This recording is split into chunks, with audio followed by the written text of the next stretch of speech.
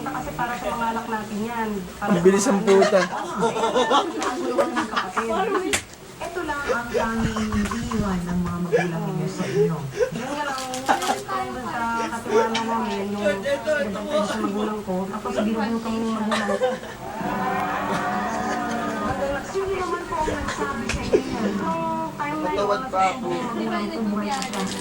Anong sinasabi? Sabi niya, hindi ako nilulutuan yun, maagap ang umaalis.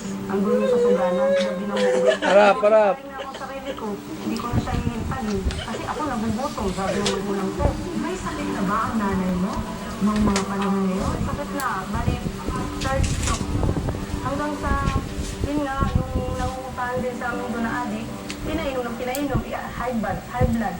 Then, mamatay. Malak.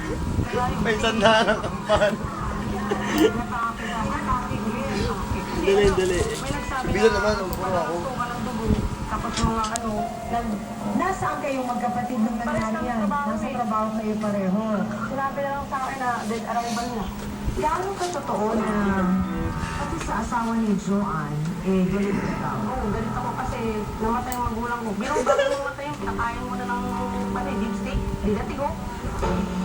Mga kapatid, narinig na po natin ang kwento ni Ate Christine tungkol sa kanyang hinaing laban po sa kanyang kapatid.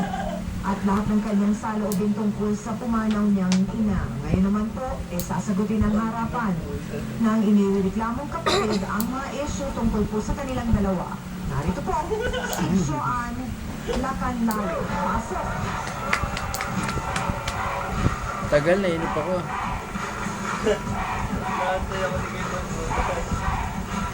Joanne, Naka-video din sa akin ng kupa ng puta. Binibigyan din ako ni Kupa no. Bistado pang puta, tinago pa. Lahat na lang nang makita niya.